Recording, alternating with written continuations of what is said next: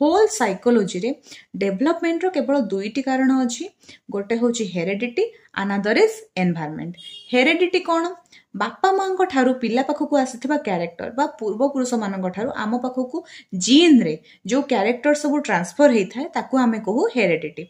जेमिति कि पिलाटी बापा माँ परि देखिया को होता है यदि बापा माँ डेंगा होइथिबे बा गेड़ा होइथिबे पिलाटी मध्य सेई भली डेंगा बा गेड़ा होता है। बापा माँ को स्किन कलर पिला को भी अफेक्ट करे तो ए सब आसुची हेरेडिटी रो पार्ट। एनवायरनमेंट एनवायरनमेंट फल रे बा हमर एक्सपीरियंस गुडा फल रे आमे कोन करू बहुत गुडे गुण शिखि थाओ जेमति कि हमर गोटे पिलार पोलाइटनेस बा गोटे पिलार रागी बा कथा कहिबा शैली ए सब हमर एनवायरनमेंट अफेक्ट करे।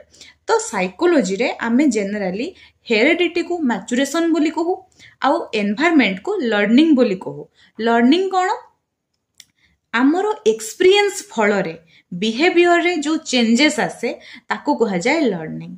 जेमिति कि जदि वर्तमान गोटे लोक इंडिया रे अछि सपोज से यूएसए गला से यूएसए गला परे तार कथाबार्ता स्टाइल चेंज हो जाए कारण से ता एनवायरनमेंट रु बहुत गुडे किछि शिखे आ ताकू कोन करे निजर जहा एक्सपीरियंस थाए ता सहित इनकॉर्पोरेट करिकि पुणी तार बिहेवियर रे चेंज आने। तो गोटे रिलेटिवली परमानेंट चेंज इन